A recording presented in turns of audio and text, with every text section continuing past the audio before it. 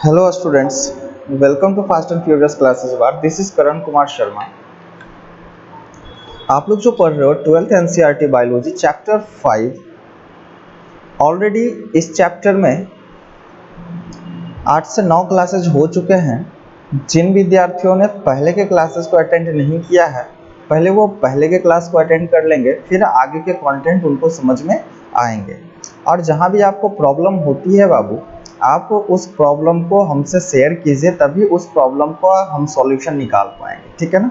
जैसे कि कुछ विद्यार्थियों का प्रॉब्लम था कि सर जी होता एक्चुअली में क्या है कि आपका जो वीडियो है, ठीक है ना, वो ज़्यादा लंबा हो जाने के कारण क्या है कि हम उसको देख नहीं पाते, या फिर अगर हम पूरा देख लेते हैं तो फिर हमको समझने में कठिनाई होती है। चलिए ठीक है बाबू, आज के बाद मेरा कोशिश रहेगा कि वीडियो का लेंथ जो है वो ज़्यादा लंबा ना हो, बट मिनिमम 1 आवर तो होगा ही होगा, ठीक है ना।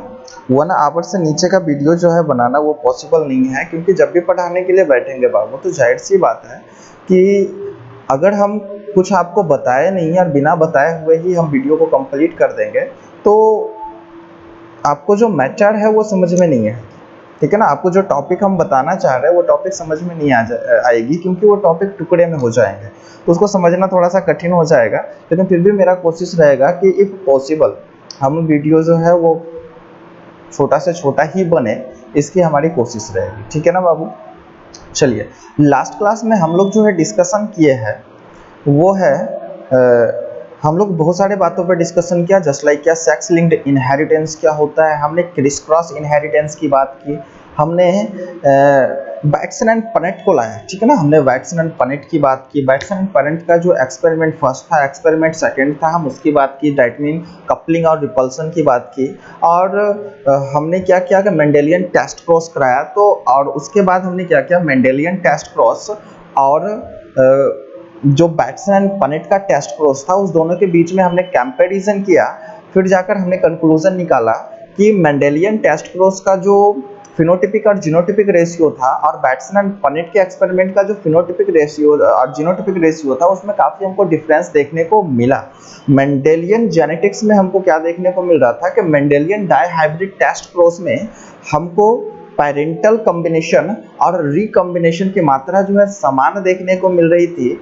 इसी कारण से मेंडल ने इंडिपेंडेंट असॉर्टमेंट का जो है रूल्स को जनरेट किया था। लेकिन वैटसन एंड पनेट जब क्या कर रहे थे, लेथाइरस ओडोरेटस पे अपना एक्सपेरिमेंट कर रहे थे, तो उनको जो है इंडिपेंडेंट असॉर्टमेंट देखने को नहीं मिला, क्योंकि मेंडल के टेस्ट क्रॉस में, डाइहाइब्रिड टेस्ट क्रॉस में फिनोटिपिक रेशियो और जीनोटिपिक रेशियो बिल्कुल भी समान थे।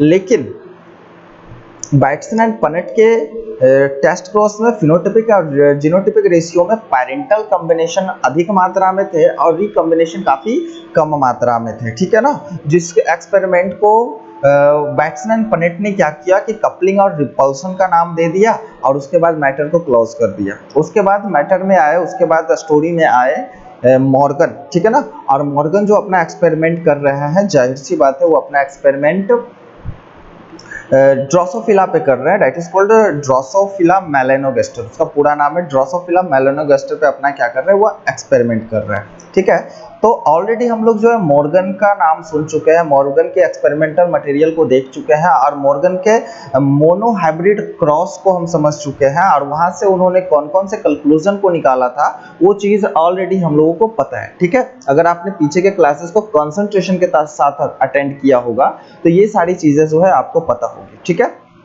चलिए, इस बार क्या करेंगे, हम मॉर्गन के डाइहाइब्रिड क्रॉस की चर्चा करेंगे। लास्ट टाइम हम जो है, लास्ट के कुछ क्लासेस में हमने क्या किया कि मोनोहाइब्रिड क्रॉस के, मॉर्गन के मोनोहाइब्रिड क्रॉस की चर्चा किया। अब हम मॉर्गन के डाइहाइब्रिड क्रॉस की चर्चा करेंगे। एक्सपेरिमेंटल मटेरियल सेम होगा, ठीक है ना। चलिए, तो हालांकि हम जो टॉपिक पढ़ रहे हैं वो लिंकेज एंड रिकॉम्बिनेशन पढ़ रहे हैं, यानी कि आपका सहलग्नता और पुनर्योजन की हम बात कर रहे हैं, ठीक है ना। सहलग्नता और पुनर्योजन की अवधारणा को हम समझने की कोशिश कर रहे हैं, ठीक है।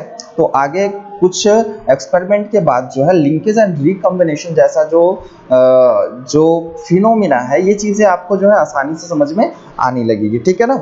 फिर हम इसका कंपैरिजन जो है मेंडल के टेस्ट क्रॉस से करेंगे, मेंडल के जो भी आपका मोनोहाइब्रिड क्रॉस था, डाइहाइब्रिड क्रॉस था, उससे हम इसका कंपैरिजन करेंगे, फिर हम जो है एक्चुअल में मॉर्गन का जो कंक्लूजन था उसको हम आसानी से समझ पाएंगे। ठीक है, चलिए, तो लास्ट क्लासेस के हिसाब से हम क्या करते हैं, कुछ आपको क्वेश्चन देते हैं जिससे हमको पता चले कि कौन कौन सा स्टूडेंट जो है वो सीरियसली क्लास को अटेंड कर रहा है। ठीक है ना, तो सबसे पहला जो क्वेश्चन हो जाएगा,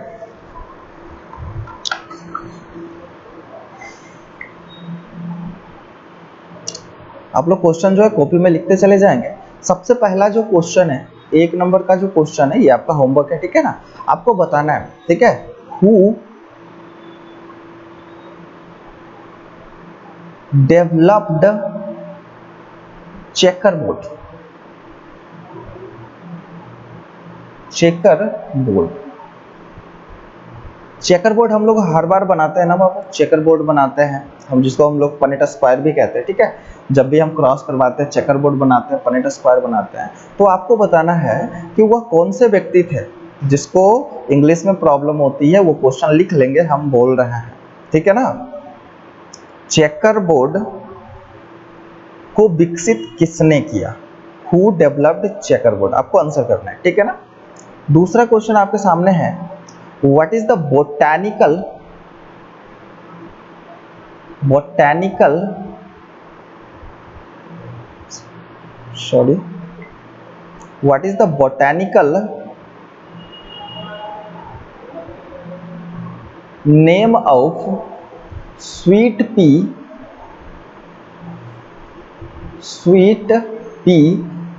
and garden pea, दोनों का बताना है बाबू। स्वीट पी का बोटेनिकल नेम क्या है और गार्डन पी का बोटेनिकल नेम क्या है। ठीक है ना, चलिए, उसके बाद आपका क्वेश्चन है, क्रिस क्रॉस इनहेरिटेंस से आप क्या समझते हैं, क्रिस क्रॉस वंशागति से आप क्या समझते हैं। What is criss cross inheritance, what is criss cross inheritance, criss cross वंशागति से आप क्या समझते हैं। नेक्स्ट क्वेश्चन आपके सामने है, व्हाट आर हॉलैंड्रिक, नाम सुने होंगे, हॉलैंड्रिक जीन्स, हॉलैंड्रिक जीन्स से आप क्या समझते हैं। व्हाट आर हॉलैंड्रिक जीन्स, हॉलैंड्रिक जीन्स क्या है, ये क्वेश्चन है आपका। नेक्स्ट क्वेश्चन है,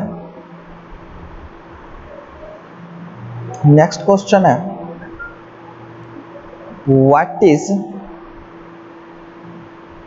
the genotypic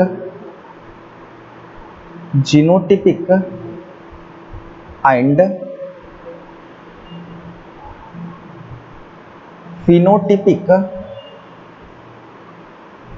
ratio of A number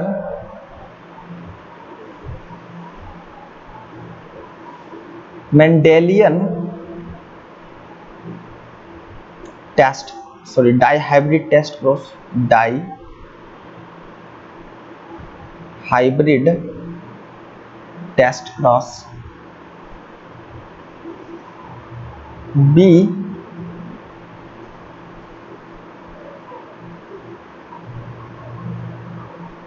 dihybrid cross, Mendelian dihybrid cross। Question लिखते जाइए बापू, Mendelian die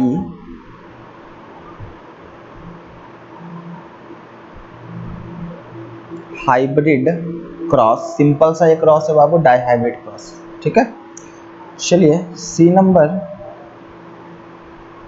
what is the genotypic and phenotypic ratio of codominance,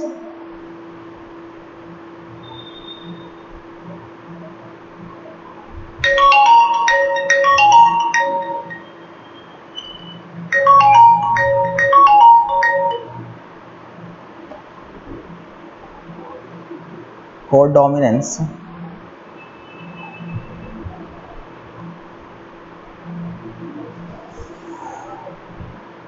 the incomplete dominant या dominance, incomplete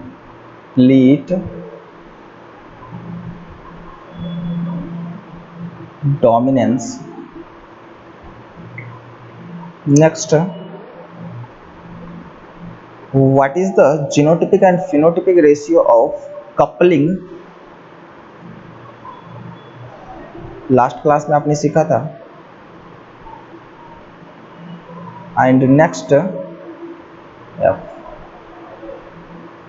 what is the genotypic and phenotypic ratio of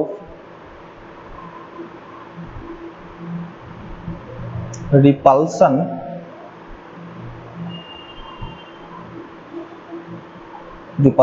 ठीक है ना. Coupling जिसको हम लोग युग्मन कह लेते हैं, रिपल्सन जिसको हम लोग विकर्षण कह लेते हैं, ठीक है ना. चलिए इतना चीज आपको बताना है. नेक्स्ट है आपका 6ठा नंबर क्वेश्चन है. आपको बताना है repulsion and who gives the hypothesis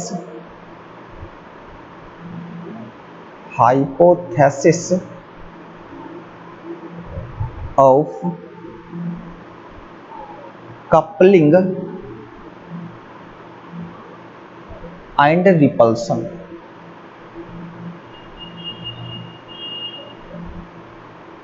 coupling and repulsion.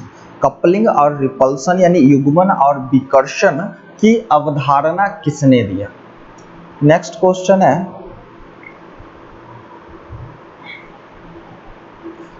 What do you mean by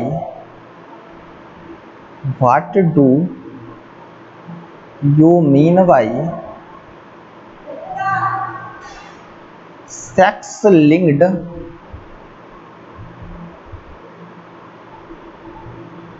inheritance.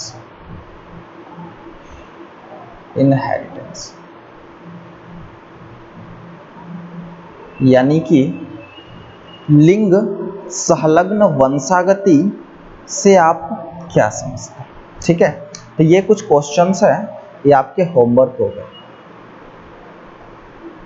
ठीक है, आज जो है डे 10 का होमवर्क है ये, और आपको जल्द से जल्द क्या करना है, इसको सबमिट करना. ठीक है बाबू, जब इतनी बात आपको समझ में आ गई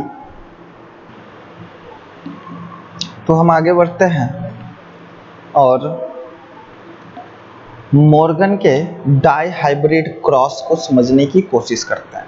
ठीक है, तो मॉर्गन का जो डाई हाइब्रिड क्रॉस था, आपके सामने एक सिंपल सा क्वेश्चन है कि मॉर्गन द्वारा किया गया द्विसंकर संकरण की व्याख्या करें तथा इसके निष्कर्षों को लिखें. ठीक है, तो जब हम मॉर्गन के डाई हाइब्रिड क्रॉस की कंप्लीट चर्चा कर लेंगे तब जाकर हम इनके क्या करेंगे, कंक्लूजन की बात करेंगे. ठीक है, मॉर्गन ने अपना द्विसंकर संकरण का जो प्रयोग किया था, अगेन उनका जो एक्सपेरिमेंटल मटेरियल था वो ड्रोसोफिला था, that is called Drosophila melanogaster. ठीक है ना. उन्होंने द्विसंकर संकरण के लिए क्या किया था,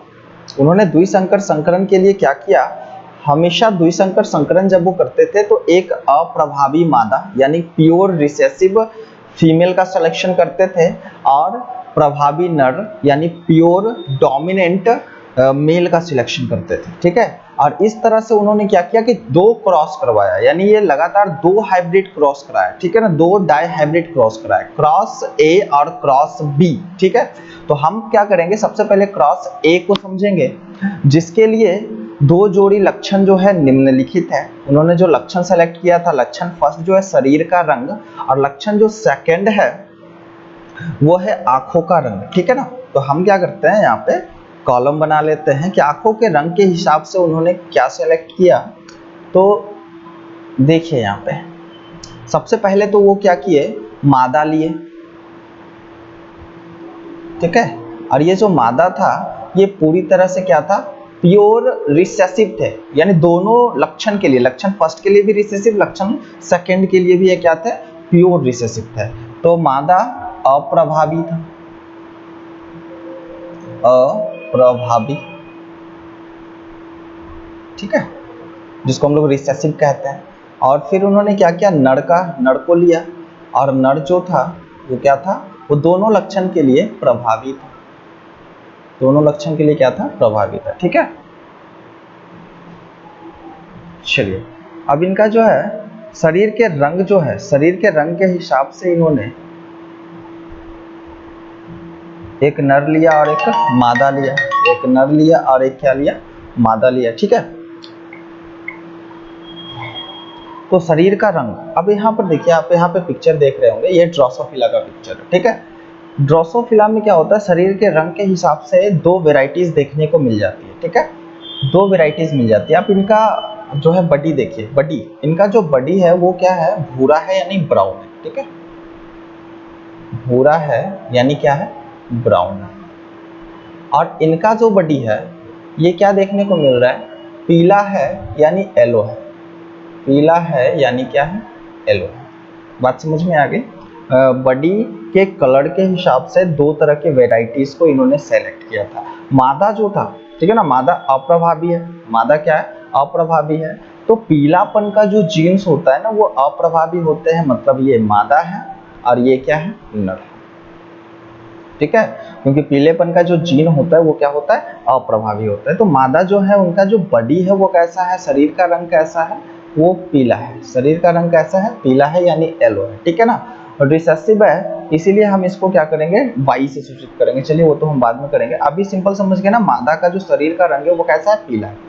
नर का जो शरीर का रंग है वो कैसा है, भूरा है, और भूरेपन का जो जीन है वो डोमिनेंट है, भूरा है यानी ब्राउन है। ठीक है, आंखों के रंग, तो आंख के कलर के हिसाब से आप पहले भी जानते हो, इनका जब मोनोहाइब्रिड क्रॉस पढ़े थे, एक संकर संकरण पढ़े थे, तो इन्होंने आंखों के रंग के हिसाब से दो, एक नर लिया था और एक मादा लिया था। ठीक है ना, तो यहाँ पर मादा जो है अप्रभावी है, और आपको पता है कि आंखों के रंग का जो व्हाइट वाला जीन होता है वो अप्रभावी होता है, यानी सफेद आंख,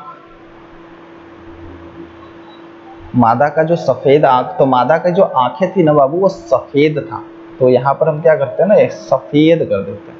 मादा का जो आंख था वो क्या था, सफेद था। ठीक, इनकी जो आंखें थी वो कैसी थी, सफेद थी, तो यहाँ हम सफेद कर दिए। ठीक है, मादा का जो आंख है वो क्या है, सफेद। इन दोनों के बीच में वो क्या कराएंगे, प्रजनन कराएंगे, ब्रीडिंग कराएंगे। ठीक है, चलिए अब देखिए यहाँ पर क्या है, हम लिख भी लेते हैं। इनकी जो आंखें हैं कैसी है, तो लाल है, सॉरी इनकी, हाँ सॉरी, आंख जो है, नर की जो आंख है वो क्या है, लाल है, और मादा की जो आंख है वो कैसा है, सफेद।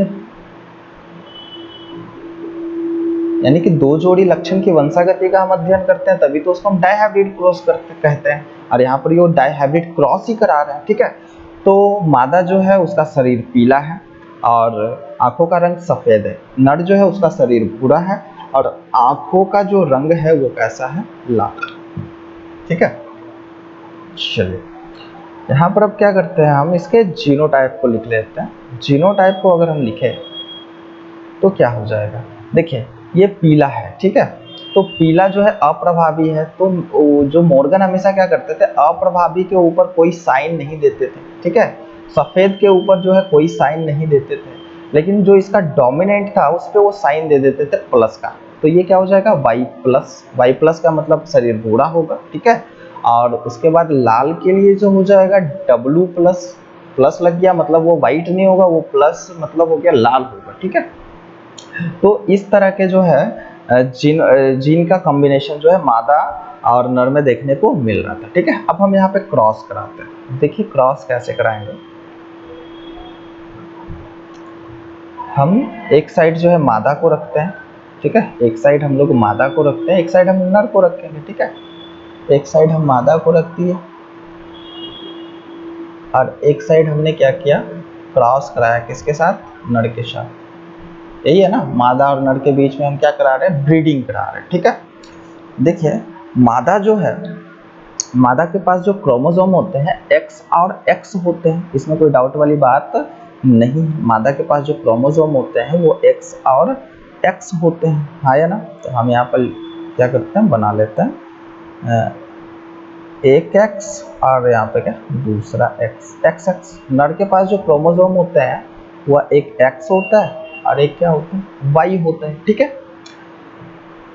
चलिए, और आपको अच्छे से पता है कि शरीर के रंग का जीन और आंखों के रंग का जीन ये दोनों जो प्रेजेंट है वह एक्स क्रोमोसोम पे प्रेजेंट है, ठीक है। इसका मतलब ये एक्स लिंक्ड जीन है, एक्स लिंक्ड जीन है, ठीक है। ये जो है एक्स लिंक्ड जीन है या एक्स लिंक्ड ट्रेट है। तो एक्स क्रोमोसोम पे जो है इसके जीन्स हमको देखने को मिलेंगे, ठीक है। देखिए यहाँ पर जो है पहला जीन्स होगा जो कि कैपिटल वाई से, ठीक है। यहाँ पर जो है दूसरा जीन्स होगा जिसको हम लोग क्या कहेंगे डब्ल्यू कहेंगे। यहाँ पर जो जीन्स होगा वो कैपिटल वाई, क्योंकि ये प्योर रिसेसिव है, मादा जो है प्योर रिसेसिव है, ठीक है। तो दोनों एक्स क्रोमोसोम पर इसको जो है रिसेसिव जीन ही देखने को मिलेगा। और नर जो है ये प्योर जो है डोमिनेंट है, इसका मतलब इसके पास जो एक्स क्रोमोसोम होगा उस पर दोनों का दोनों जीन जो देखने को मिलेगा वो डोमिनेंट देखने को मिलेगा, ठीक है। अब देखिए अगर हम इसका जीनोटाइप लिखें तो जीनोटाइप अगर हम लिखेंगे तो क्या लिखेंगे वाई वाई, ठीक है, डब्लू डब्लू। बात समझ में आ गई। और इसका जीनोटाइप लिखेंगे तो क्या लिखेंगे वाई प्लस और डब्लू प्लस, क्योंकि एक्स पे तो कोई जीन होता ही नहीं, ठीक है। अब देखिए यहाँ पे क्या हम बार बार कहते हैं कि जितना हेट्रोजाइगस होगा होमोलोगस क्रोमोसोम की, होमोलोगस क्रोमोसोम समजात क्रोमोसोम जितने हेट्रोजाइगस होंगे उस हिसाब से जो है गैमिट्स को बनाएंगे, ठीक है।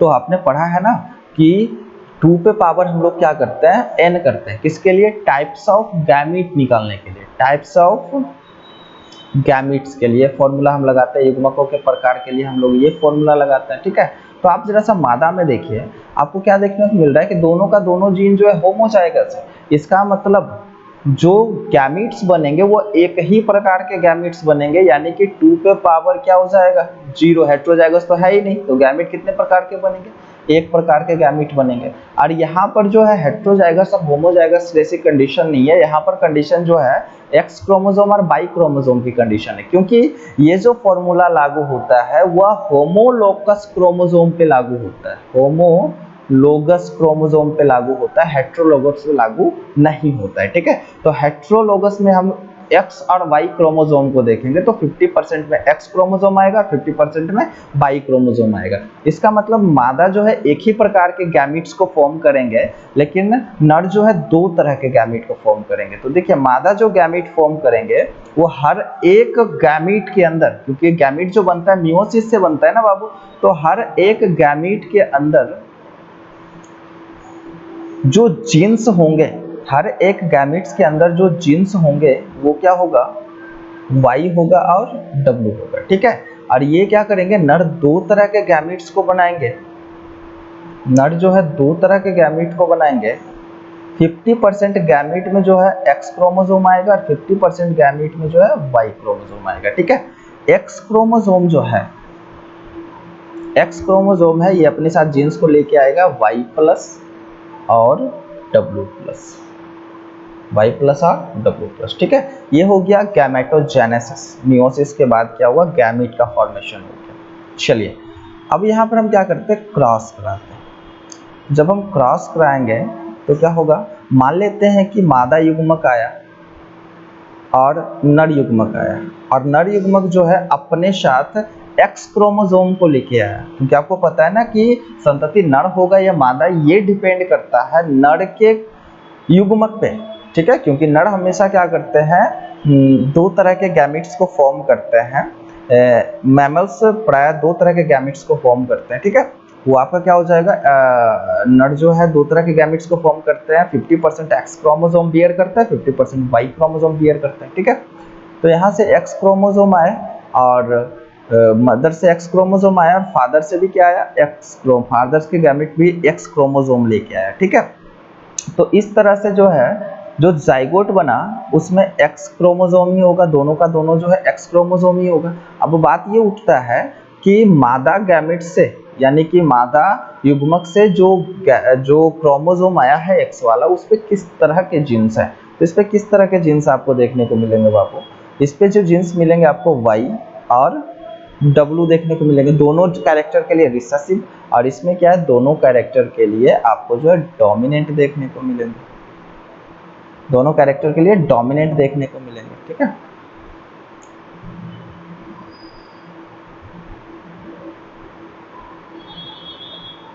W प्लस डोमिनेंट देखने को मिलेंगे। चलिए, ये तो हो गया probability first and the probability second. Probability second क्या है, मादा युग्मक जो है आया और इधर से जो है नर युग्मक आया। इस बार जो नर युग्मक आया वो अपने साथ Y क्रोमोसोम को लेके आया, अपने साथ जो है Y क्रोमोसोम को, ये X क्रोमोसोम मादा से आया, Y क्रोमोसोम जो है पिता से आया, ठीक है। इस प्रकार से क्या हो गया, इस प्रकार से क्या हुआ, X और Y का कॉम्बिनेशन बना। X क्रोमोसोम पे कौन से जीन्स होंगे, तो ऑब्वियसली X क्रोमोसोम पे तो दोनों कैरेक्टर के लिए जो जीन्स है वो रिसेसिव है, और Y क्रोमोसोम पे तो जीन्स इसके होंगे नहीं क्योंकि ये X लिंक्ड जीन्स है, X क्रोमोसोम पे जीन्स होते हैं, और इसके लिए Y क्रोमोसोम पे कोई भी इसके सापेक्ष कोई भी जीन प्रेजेंट नहीं होता है, ठीक है। चलिए, अब यहाँ पर हम लोग देख लेते हैं कि कौन जो है नर होगा और कौन हो मादा। जाहिर सी बात है, जिसके पास X और X क्रोमोसोम दोनों होंगे वो नर होंगे, सॉरी मादा होंगे। जिसके पास X क्रोमोसोम और दूसरा Y क्रोमोसोम होगा वो नर होगा, ठीक है। तो इस तरह से आपको क्या देखने को मिला, दो तरह के प्रोबेबिलिटी आपको देखने को मिली। जो मादा है, ठीक है, ये जो है मादा होगा, और ये क्या होगा, सॉरी मादा का साइन ऐसे नहीं होता,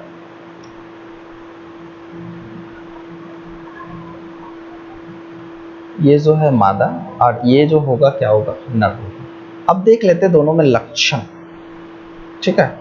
दोनों में हम क्या देख लेते हैं, लक्षण को देख लेते हैं। तो मादा में किस तरह के लक्षण होंगे और नर में किस तरह के लक्षण होंगे। देखिए, मादा में जो लक्षण होंगे, अगर हम आई कलर की बात करें, अगर हम पहले शरीर के रंग की बात कर लेते हैं, बॉडी कलर, ठीक है, बीशी यानी बॉडी कलर। बॉडी कलर कैसा होगा मादा का, तो देखिए एक जो है रिसेसिव है, एक जो है डोमिनेंट है, और दूसरा क्या है, रिसेसिव है। डोमिनेंट खुद को प्रदर्शित करेगा, मतलब बॉडी कलर जो होगा वो ऑब्वियसली ब्राउन होगा यानी भूरा होगा। आई कलर जो होगा, तो आई कलर के लिए जो डोमिनेंट ही खुद को प्रदर्शित करेगा, W प्लस है, इसका मतलब जो है लाल होगा, इसका मतलब क्या है, लाल होगा। चलिए, मेल को देख लेते हैं। मेल क्या होगा, दोनों जीन्स जो है रिसेसिव है, मींस व्हाट, इसका जो बॉडी कलर होगा, इसका जो बॉडी कलर होगा वो आपका पीला होगा,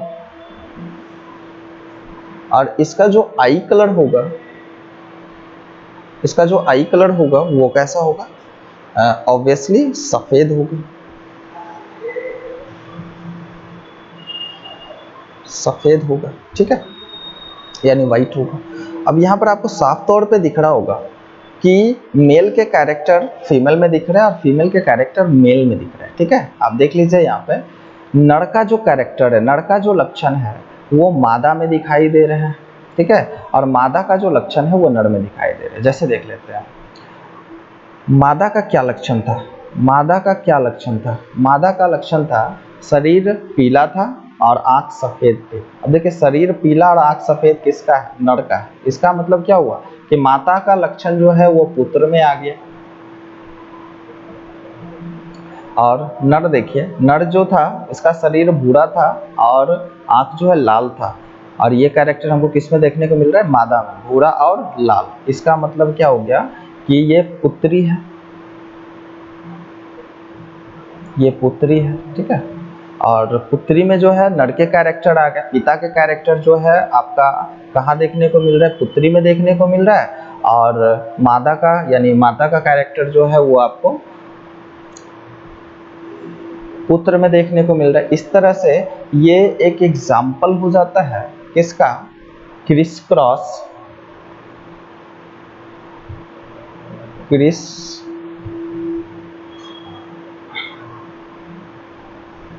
क्रॉस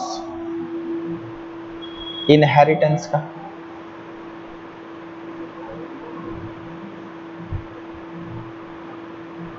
इनहेरिटेंस का,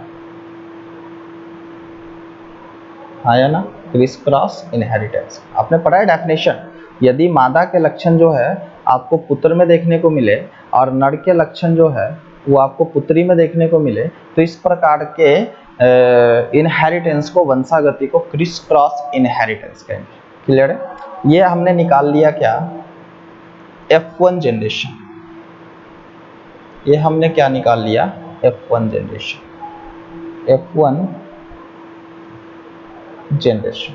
ठीक है, चलिए आगे चलते हैं और इसके कंक्लूजन को पढ़ते हैं। कंक्लूजन क्या है, ऊपर जो भी हमने एक्सपेरिमेंट किया, प्रयोग किया, उसमें F1 जनरेशन में सभी नर अप्रभावी जीन के साथ थे एवं सभी मादा प्रभावी जीन के साथ थे, जिससे उन्होंने क्या कह दिया था, क्रिस क्रॉस इनहेरिटेंस कह दिया था। हाँ या ना? देखिए फिर से हम इसको देख लेते हैं, आराम आराम से समझिए बाबू, कोई जल्दबाजी नहीं है। ठीक है, तो देखिए यहाँ पर क्या देखने को मिल रहा है, नर था प्रभावी लेकिन यहाँ पर मादा प्रभावी है। ठीक है, मादा था अप्रभावी, अब यहाँ पर आपको क्या दिख रहा है, नर जो है हो गया अप्रभावी। हाँ या ना? पीला सफेद, पीला सफेद, यानी कि मादा का लक्षण जो है वो कहाँ चला गया, नर में चला गया। चलिए ठीक है, इसको जो है मेंडल ने क्या कह दिया था, क्रिस क्रॉस इनहेरिटेंस कह दिया था, यानी कि क्रिस क्रॉस वंशागति कह दिया था। ठीक है, उन्होंने F1 पीढ़ी का प्रयोग किया और फिर F2 जनरेशन का प्रजनन कराया। तो आपको अच्छे से पता है F2 पीढ़ी निकालने के लिए हम क्या करेंगे, F1 पीढ़ी से संतति को लेंगे और उसका प्रजनन कराएंगे। तो F1 पीढ़ी से हम क्या करेंगे, F1 पीढ़ी से हम एक मादा को लेंगे और इसका क्रॉस करा देंगे F1 पीढ़ी के नर के साथ, F1 पीढ़ी के नर के साथ। ठीक है ना? तो मादा होगा तो ऑब्वियसली इसके पास जो क्रोमोसोम होंगे, दोनों का दोनों सेक्स क्रोमोसोम X होगा। नर जो होंगे उसके पास दोनों का दोनों क्रोमोसोम जो होगा वो क्या होगा, आपका X और एक होगा, एक X होगा और एक दूसरा क्या होगा, Y होगा। ठीक है, चलिए मादा है। आपने देखा था कि जब क्रॉस हो गया तब जाकर नर के लक्षण मादा में, मादा के लक्षण नर में आ गए थे। हाँ या ना? और मादा जो था हेट्रोजाइगस कंडीशन में आया था, मादा हेट्रोजाइगस कंडीशन में आ गया।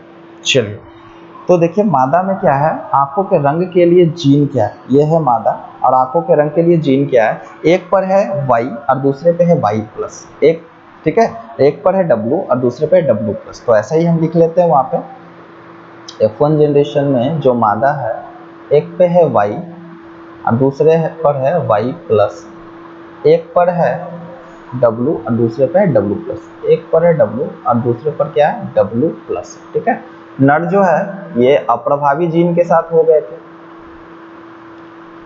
Y और W। ठीक है, अब क्या करेंगे, अगर हम मादा का जीनोटाइप लिखते हैं, जीनोटाइप होमोलोगस कंडीशन में लिखा जाता है बाबू, हेट्रोलोगस कंडीशन में नहीं लिखा जाता है, रीजन हम बताएंगे आपको। ठीक है, यहाँ पर देखिए जो जीनोटाइप है Y+, W+।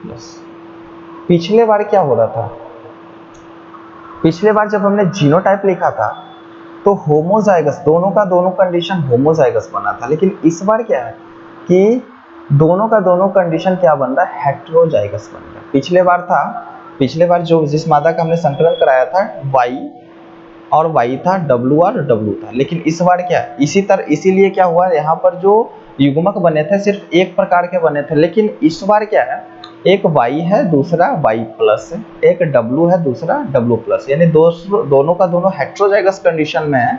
मतलब युग्मक जो बन जाएंगे 2 यानी कि 4 तरह के युग्मक बनेंगे। ठीक है, तो 4 तरह के युग्मक बनाने के लिए हम लोग क्या करते हैं बाबू, क्या करते हैं, Y लिख लेते हैं, Y+ लिख लेते हैं। ठीक है, दूर पे हम कहीं पे W लिख लेते हैं और W+ लिख लेते हैं। पहले Y को हम W के साथ लिखते हैं, तो हम यहाँ पे लिख लेते हैं 4 तरह के गैमेट्स का फॉर्मेशन होगा। ठीक है, तो यहाँ पे हम क्या करते हैं, सबसे पहले हम लिख लेते हैं, क्या लिख लेंगे, Y और कैपिटल Y और फिर W है। ठीक है ना, YW पे आप लिखते हैं YW, ये पहला गैमेट हो गया। ठीक है, दूसरा गैमेट हम ऐसे करके बनाते थे Y और W+।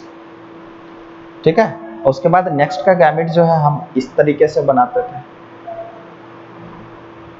Y और W।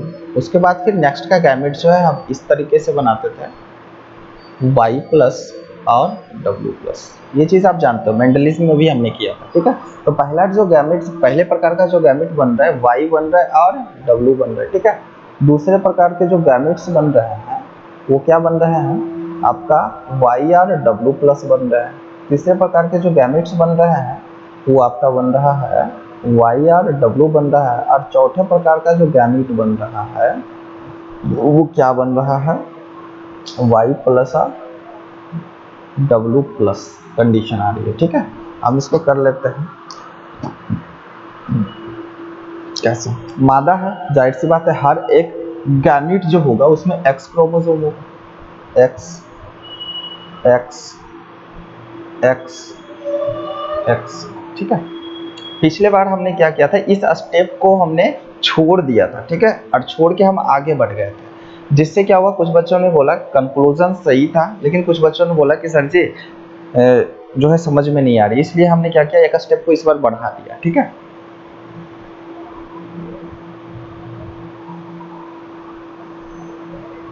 चलिए, यहाँ पर Y, यहाँ पर क्या हो जाएगा W, यहाँ पर Y और यहाँ हो जाएगा W+, ठीक है। यहाँ पर Y और यहाँ पर हो जाएगा W, यहाँ पर Y+, फिर क्या हो जाएगा W+। ये चार प्रकार के गैमेट्स का फॉर्मेशन जो है मादा ने किया। मादा चार प्रकार का, और नर जो करेगा ये एक ही प्रकार का करेगा, ठीक है। क्यों करेगा, क्योंकि इसका जो जीनोटाइप है Y और W और एक ही X क्रोमोसोम पे है। Y पर तो इसका जीन होता ही नहीं है, सिर्फ X पे होता है, तो एक ही तरह के जो है ये गैमेट्स का फॉर्मेशन करेंगे। और वो एक तरह का गैमेट्स कैसा होगा, तो X पे होगा आपका YW, देख लेते हैं हम यहाँ पे बना ही लेते हैं। X पे तो होगा जीन्स, क्योंकि Y पे तो जीन्स होते नहीं, तो यहाँ पे दो तरह का बन जाएगा X और Y। X पे होगा Y और W, और Y पे जो है कोई भी जीन्स आई कलर और बडी कलर के लिए नहीं होगा, ठीक है। इस तरह के गैमेट्स जो है गैमेट्स का फॉर्मेशन मादा और नर ने किया। मादा ने चार तरह के गैमेट्स बनाए, नर ने सिर्फ दो ही तरह का गैमेट्स बनाया। नर में जो है 50% गैमेट्स में X क्रोमोसोम है, 50% गैमेट्स में जो है वो Y क्रोमोसोम है। क्लियर ना। चलिए, अब यहाँ पर हम देख लेते हैं फर्टिलाइजेशन। अगर ये जो है, ठीक है, ये मादा गैमेट है और इधर से नर का गैमेट आया, और मादा गैमेट और नर गैमेट जब आपस में मिलेंगे तब निषेचन होगा, और निषेचन के बाद युग्मनज बनेगा, और युग्मनज में जो नंबर ऑफ क्रोमोसोम होंगे वो सेम हो जाएंगे, यानी कि मादा से जो मिला X और नर से जो मिला वो भी क्या मिला, X ही मिला। क्लियर है। अब यहाँ पर हम क्या करेंगे, जीन्स देखेंगे। मादा से जो जीन्स आ रहे हैं वो Y और W आ रहे हैं, और नर से जो जीन्स आ रहे हैं वो भी Y और W आ रहे हैं। क्लियर है। चलिए, अगर यही जो है युग्मक, अगर यही युग्मक जो है X से मिला होता, सॉरी Y से मिला होता, तो क्या कंडीशन आती। बात को समझिए, क्योंकि आगे चलकर डायग्राम जो है वो काफ़ी आप कह सकते हो कि वो कंजेस्टेड हो जाएगा। X आया कहाँ से, मादा से, Y आया कहाँ से, नर से, ठीक है।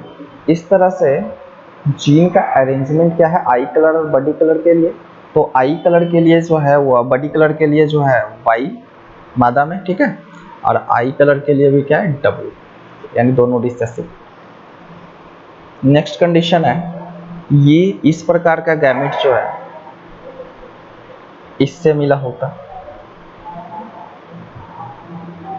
तब जाकर क्या कंडीशंस आती।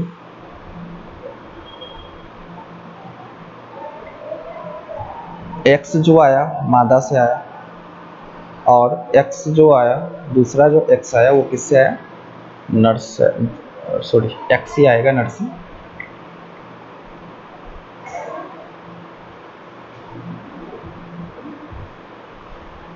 दूसरा जो X आया वो कहाँ से आया, नर से आया, ठीक है। इस तरह से क्या हो गया, जीन्स पिता से भी आए और मम्मी से भी आए, ठीक है। तो मम्मी से जो जीन्स आए थे बडी कलर के लिए, एक तो W था और दूसरा जो है W+ है, दूसरा जो है W प्लस है, ठीक है। और जो नर से आया है वो क्या है, एक है Y और एक है सिंपल W, ठीक है। नेक्स्ट, ये X के साथ मिला है, प्रॉबिलिटी तो है कि ये Y के साथ भी मिल सकता था, हाँ या ना। तो अगर ये Y के साथ मिल जाता तो क्या घटना घटती, तो ये आया और ये Y आया, ठीक है, और ये मिल गया, बन जाएंगे इक्विनस।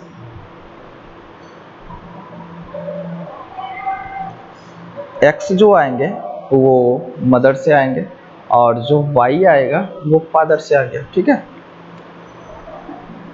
इस तरह से क्या देखने को मिला, X तो अपने साथ जीन्स को लेके आया, Y तो जीन्स को लेके आएगा नहीं, तो X जो जीन्स को लेके आया वो क्या लाया, Y लाया और W प्लस लाया, W प्लस लाया, ठीक है।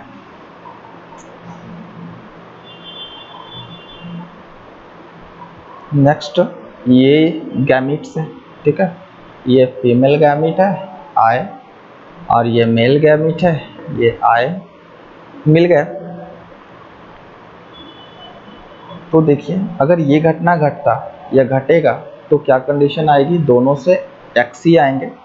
जीन किस किस प्रकार के होंगे, जीन्स जो होंगे, जो मादा से जो जीन्स आए हैं, मादा से जो जीन्स आए हैं वो क्या आया है, Y, दोनों रिसेसिव है, Y और W, ठीक है।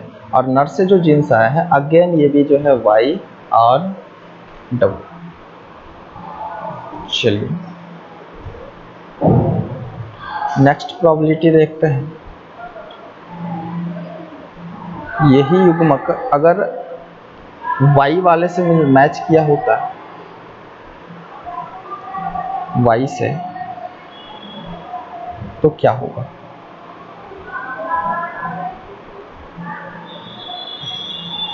X मदर से Y फादर से, ठीक है।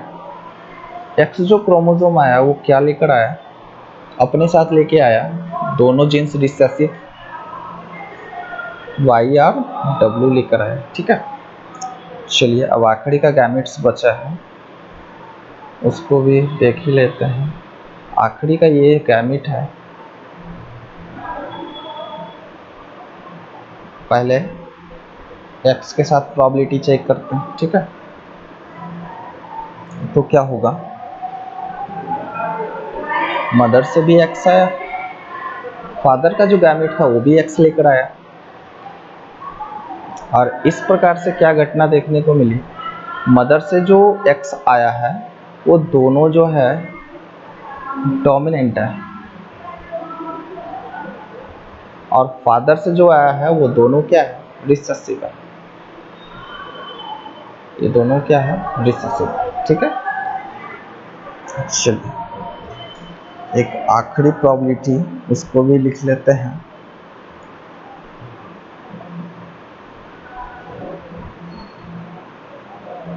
X मदर से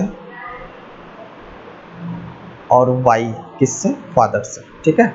इसी कम्प्लेक्स जो ये अभी डायग्राम बन रहा है वो इसी कम्प्लेक्सिटी को हम कम करने के लिए क्या किए थे, पिछले बार एक स्टेप को थोड़ा कम कर दिए थे, लेकिन बच्चे ने कहा कि सर जो है प्रॉब्लम हो रही है समझने में, कोई बात नहीं हम स्टेप को बढ़ा देते हैं, तो हम स्टेप को बढ़ा दिया। यहाँ पे X जो आया वो मदर से और Y जो आया वो किससे है, फादर से।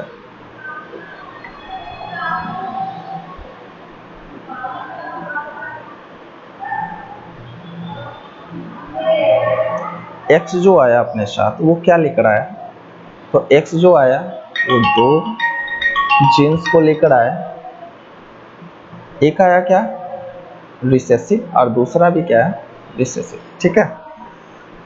तो इस तरह की जो है टोटल प्रोबेबिलिटी जो संतति की बनती है वो कितनी बन जाती है, 2 2 4 2 6 8 2 8, 8 तरह की प्रोबेबिलिटी जो है डाई हाइब्रिड क्रॉस में देखने को मिल रहा है।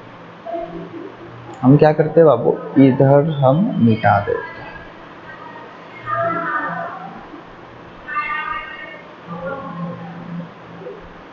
क्योंकि अब हम क्या करेंगे, इसका फिनोटाइप को लिखेंगे। ये तो जीनोटाइप हो गया ना बाबू, जीन्स किस तरह का है, जीन्स का अरेंजमेंट किस तरह का है, नर में और मादा में किस तरह के आने की संभावना है। अब हम लोग क्या करेंगे, इसके फिनोटाइप को लिखेंगे, इसके फिनोटाइप को लिखेंगे, ठीक है। तो देखते हैं, अब यहाँ पर हम मार्किंग कर लेते हैं सबसे पहले, जिससे आपको समझ में आ जाए। ये एक नंबर है, ठीक है, ये दूसरा नंबर है, दूसरा कॉम्बिनेशन का प्रोबेबिलिटी है, ये तीसरे का है, ये चौथे का है, ये पांचवा प्रोबेबिलिटी है, ये छठा प्रोबेबिलिटी है, ये जो है सातवां प्रोबेबिलिटी है, और ये आखिरी का आठवां प्रोबेबिलिटी, ठीक है। तो सबसे पहला नंबर हम लिखते हैं, पहला नंबर। अब बताओ, ये जो पहला नंबर है ये नर होगा या मादा? ये पहला नंबर नर होगा या मादा? ऑब्वियसली ये जो होंगे वो मादा होंगे, क्योंकि दोनों का दोनों जो है वो एक्स क्रोमोसोम, तो ये मादा होंगे। हम यहाँ पे मादा का जो है साइन दे देते हैं, ये मादा होंगे, ठीक है। अब हम क्या करते हैं, इसका फिनोटाइप लिखते हैं। अब ये जब ये मादा होंगे तो इनके आंखों का रंग कैसा होगा और शरीर का रंग कैसा होगा? तो वाई है, दोनों पर जो है वाई है, ठीक है। हम यहाँ पर लिख ही लेते हैं, वाई है, वाई है, ठीक है। बॉडी कलर के लिए, आँख के लिए क्या है, डब्लू आर डब्लू। चलिए, इसका मतलब क्या है कि इसका आंखों का जो रंग होगा, ठीक है, आँख का जो रंग होगा, आई कलर होगा, आई कलर जो होंगे वो कैसे होंगे? तो आई कलर जो देखने को मिलेंगे वो वाइट होंगे। इससे पहले हम लिख लेते हैं आई कलर और बॉडी कलर, उल्टा हो जाएगा तो आपको फिर से समस्या हो जाएगी समझने में।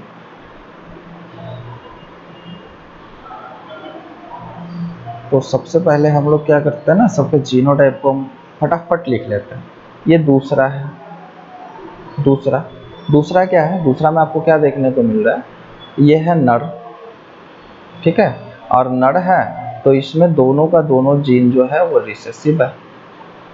चलिए, ये तीसरा जो है वो नर है या मादा? ऑब्वियसली ये जो है मादा है, ठीक है। और इसमें जो जीनोटाइप आपको देखने को मिल रहा है, स्मॉल वाई 3 नंबर, देखिए बाबू ये है 3 नंबर, ठीक है। स्मॉल वाई ये बॉडी कलर के लिए, और आई कलर के लिए है डब्लू प्लस, डोमिनेंट को पहले और फिर डब्लू। चलिए चौथे नंबर पे चलते हैं। चौथा नंबर जो है इसमें आपको ये नर देखने को मिल रहा है। नर में जो जीन्स होंगे आई कलर और बॉडी कलर के लिए जोड़े में नहीं होगा, सिंगल ही होगा।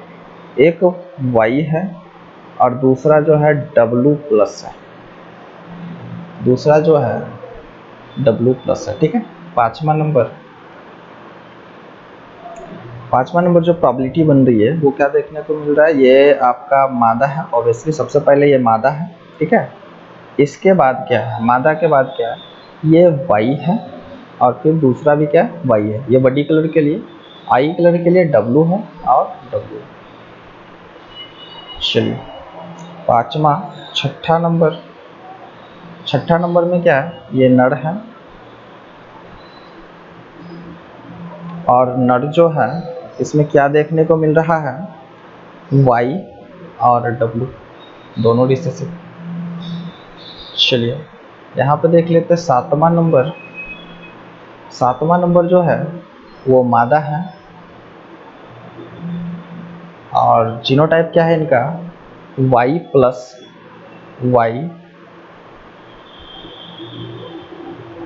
डब्लू प्लस और डब्लू। ये आठवां नंबर और आखिरी क्या देखने को मिल रहा है, ये है नर, और उसके बाद इनका जीनोटाइप है वाई और डब्लू। अब फिनोटाइप लिख लेते हैं।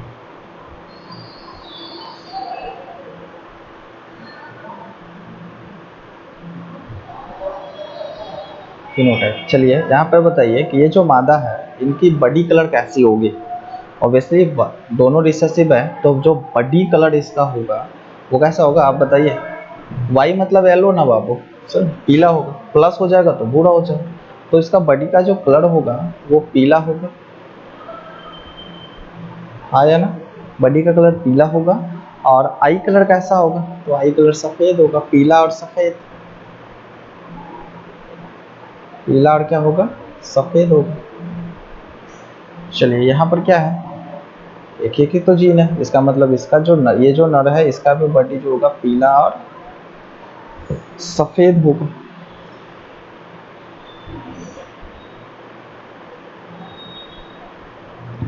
पीला और सफ़ेद होगा। चलिए ये जो मादा है क्या देखने को मिल रहा है, शरीर तो पीला होगा, शरीर तो पीला होगा, लेकिन आँख जो होगा वो कैसा होगा, लाल होगा।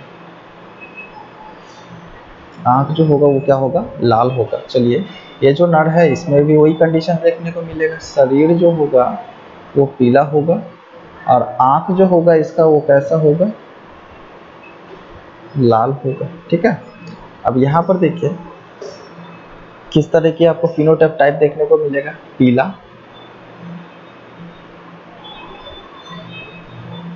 पीला, ठीक है, और जो आई कलर होगा वो कैसा होगा, सफ़ेद होगा।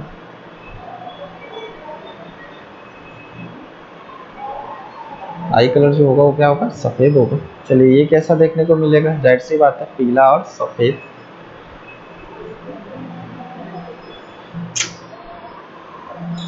मेरा पेन जो है ना बहुत परेशान कर रहा है। एक बार गिर गया था बाबू, उसके बाद से परेशानी शुरू हो गई। पीला और क्या होगा,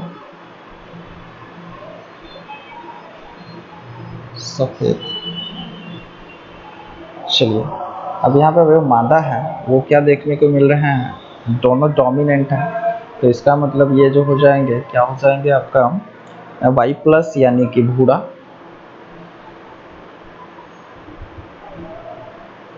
भूरा, और भूरा के साथ क्या होंगे, डब्लू प्लस है। ठीक है, डब्लू प्लस है इसका मतलब लाल।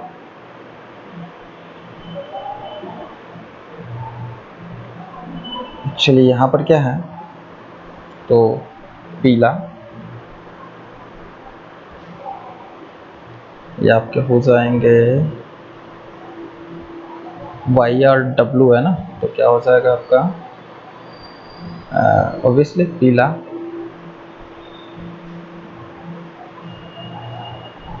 पीला और उसके साथ सफ़ेद।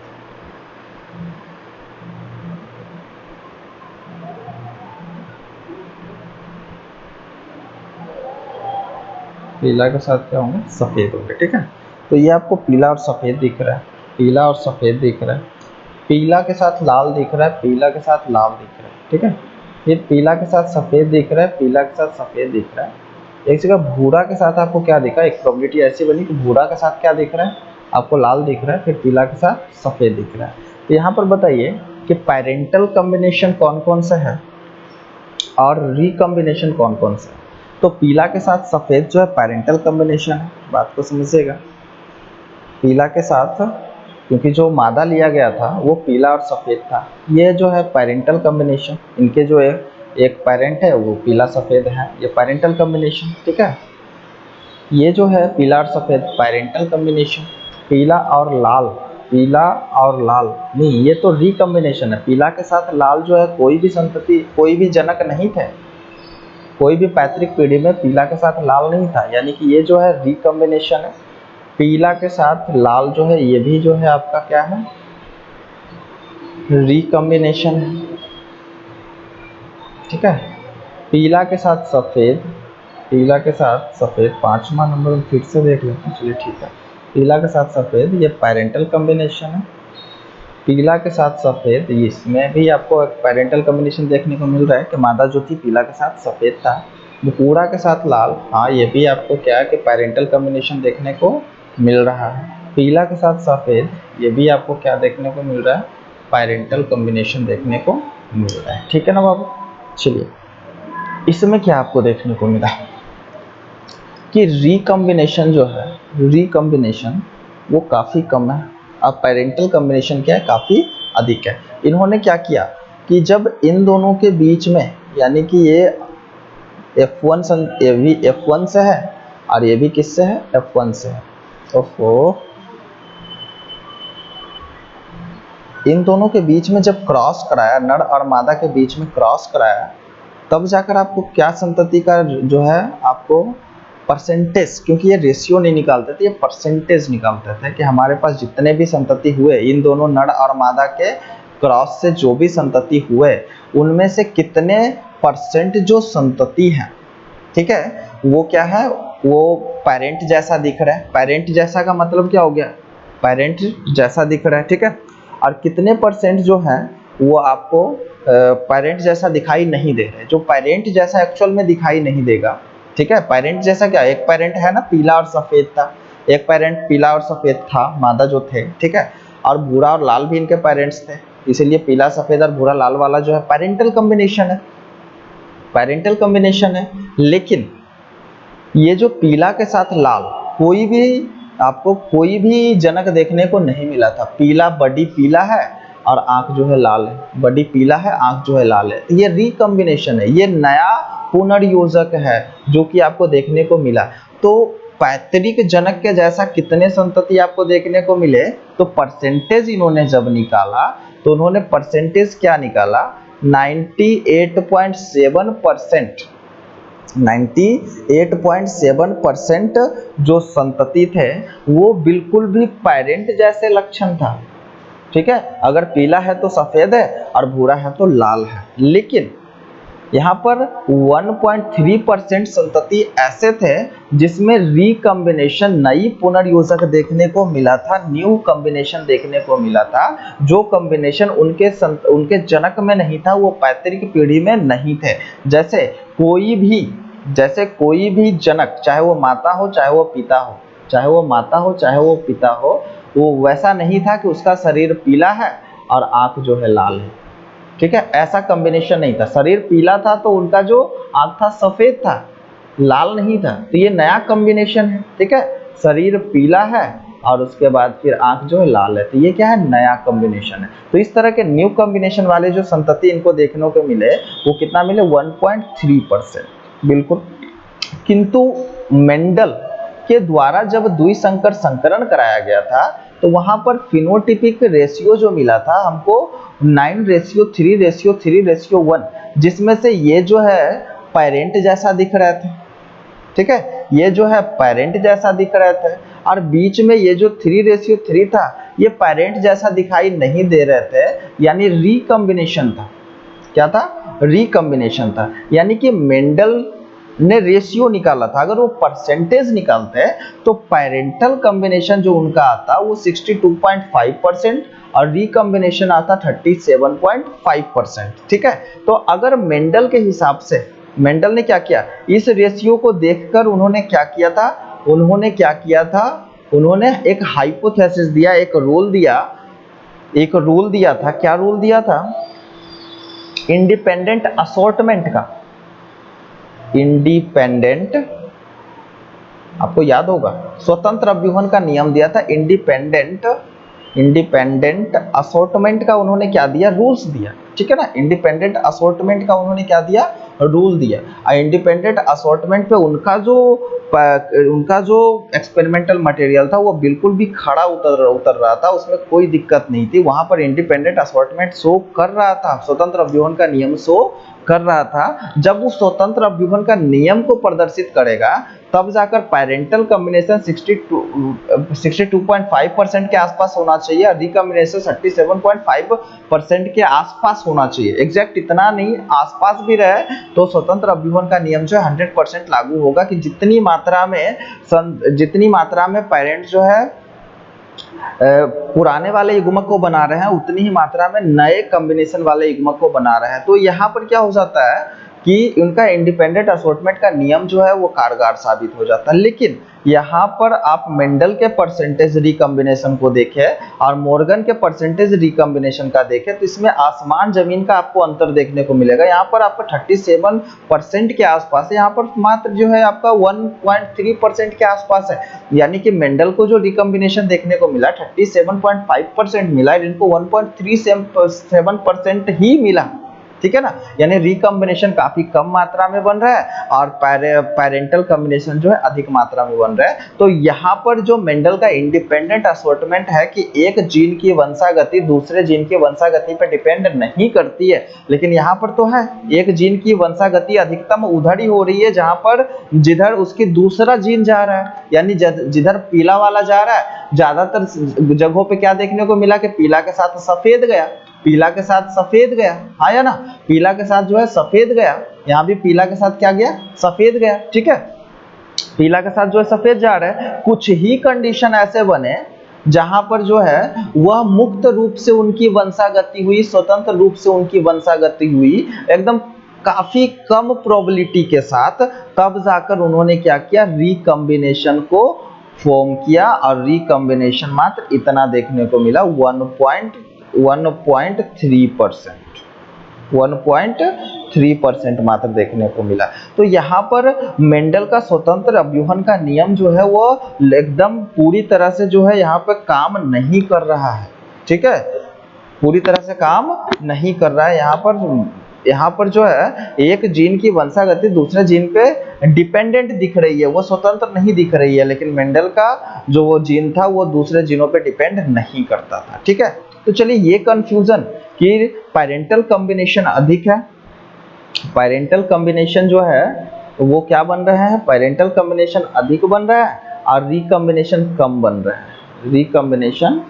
रिकॉम्बिनेशन क्या बन रहा है, वो कम बन रहा है, रिकॉम्बिनेशन कम बन रहा है। लेकिन मेंडल में क्या देखने को मिला, जितना पैरेंटल कॉम्बिनेशन था उतना रिकॉम्बिनेशन था, क्योंकि टेस्ट क्रॉस होकर के देख चुके थे, टेस्ट क्रॉस में सबका जो है रेशियो समान आया था। लेकिन यहाँ पर टेस्ट क्रॉस का रेशियो समान नहीं आएगा, क्योंकि यहाँ पर पैरेंटल कॉम्बिनेशन अधिक बन रहा है, रिकॉम्बिनेशन कम बन रहा है। पैरेंटल कॉम्बिनेशन वाले जो दोनों जीन्स है एक दूसरे से संबंध को प्रदर्शित कर रहे हैं, वो स्वतंत्र रूप से उनकी वंशागति नहीं हो रही है। स्वतंत्र रूप से वंशागति होती तो जितनी मात्रा में पीला सफेद है उतनी मात्रा में भूरा लाल होता और उतनी मात्रा में आपको जो है पीला लाल देखने को मिलता। लेकिन यहाँ पर आपको पीला और लाल वाला कॉम्बिनेशन यानी रिकॉम्बिनेंट जो गैमेट्स है उसका फॉर्मेशन कम देखने को मिला है, ठीक है। ऐसा क्यों हुआ, इसको ये आगे प्रदर्शित करेंगे, ठीक है। तो अब ये क्या करेंगे ना, टेस्ट क्रॉस सेकंड करेंगे, ठीक है। बहुत सारे बच्चे को ये समझ में नहीं आ रहा होगा कि सर ये एनसीईआरटी में गिवन नहीं है, फिर भी आप इतना झमेला क्यों करवा रहे हैं, ठीक है। एनसीईआरटी में दिया हुआ है बाबू, आप इस डायग्राम को ध्यान से देखिए, ठीक है।